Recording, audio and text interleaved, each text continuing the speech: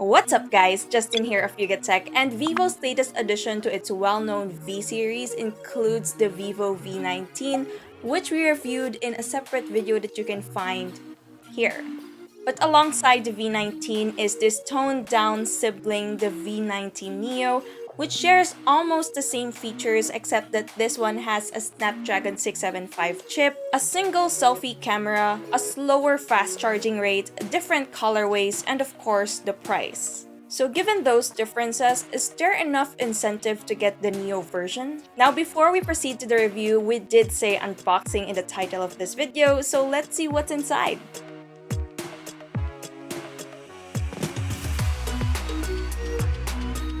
Okay, lifting up the lid, we get the usual smaller box with a SIM ejector tool, manuals, a jelly case, and a Type-C cable. Underneath that is the unit itself. Interesting. Let's put that aside for now. And then there's the adapter and earphones. Alright, focusing to its design, the V19 Neo is almost identical to the V19 and almost of the same size as well. You'll be able to distinguish the two by looking at the hole punch camera and colors. Now same as the V19, we have a 6.44-inch display with a punch hole for one selfie camera. Also found here is the in-display scanner. On the left, you'll find its triple card slot for 2 nano SIM cards and a micro SD card that's expandable up to 256GB. Meanwhile, located on the right are its power button and volume rocker. They're tactile, clicky, and are placed near the center of the frame, making it easier to reach. Up top is a secondary microphone, while at the bottom are its loudspeaker, USB Type-C port, main microphone, and a 3.5mm headphone jack. Flip it on its back and we can see a smaller camera module compared to the V19 to house its 4 cameras and LED flash. Under that is some Vivo branding. Now this setup isn't new anymore, but it resonates with flagship devices and its camera bump doesn't make the device wobble when placed on flat surfaces. Generally, the V19 Neo also looks as premium as the V19 with a glass back and front. It has different color options with some dual tone going on like this crystal white variant that we have.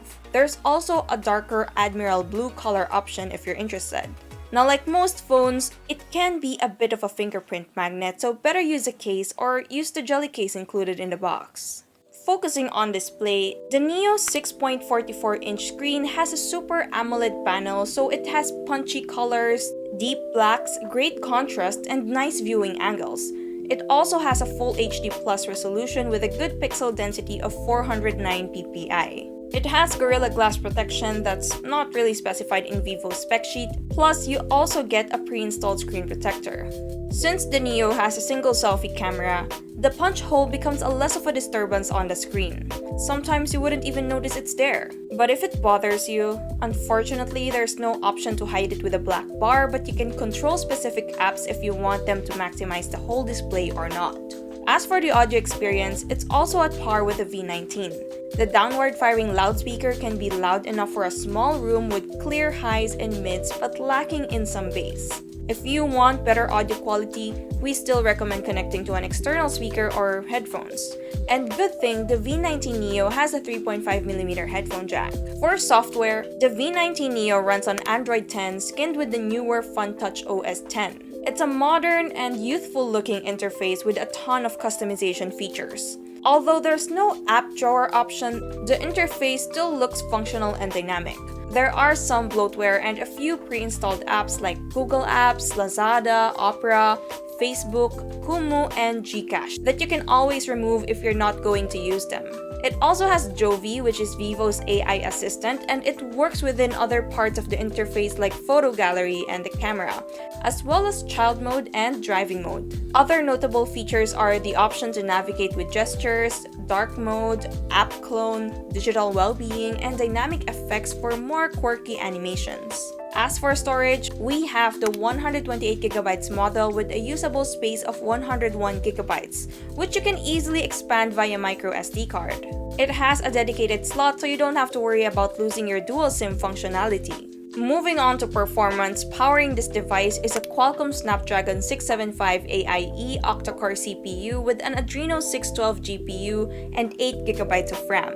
It's a chipset announced in the late 2018 but can still produce numbers close to the ones found on the Snapdragon 712 powered V19. This is also the same configuration that can be found in last year's V17 Pro. It works pretty well in providing a stutter-free multitasking experience, and navigation is smooth and apps launch normally fast. When it comes to gaming, it can handle heavy titles like PUBG Mobile, Asphalt 9, Call of Duty Mobile, and Mobile Legends.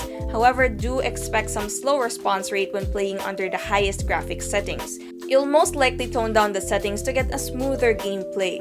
The backside can heat up at some point, but not to an alarming hot. For some numbers, check out the benchmark scores we got.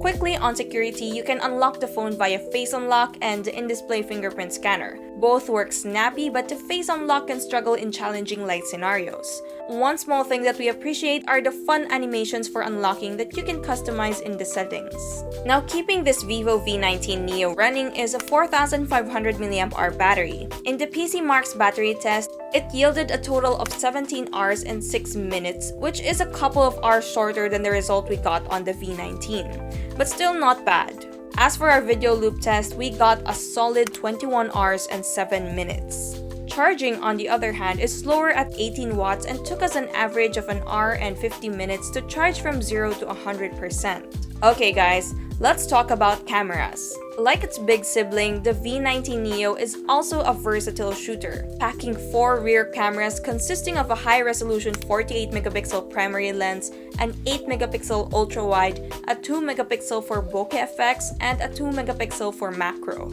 We get good photo quality with sharp details and natural-looking vibrant colors, especially under good lighting conditions. Besides the standard mode, you can play around with the ultra-wide angle, portrait, super macro, beauty mode, and of course, its 48-megapixel lens for more details. Its HDR isn't perfect, but it works well too. As for night mode, you can use the ultra-wide angle lens with it, and the effect gives a subtle brightness without making the photos look noisy and washed.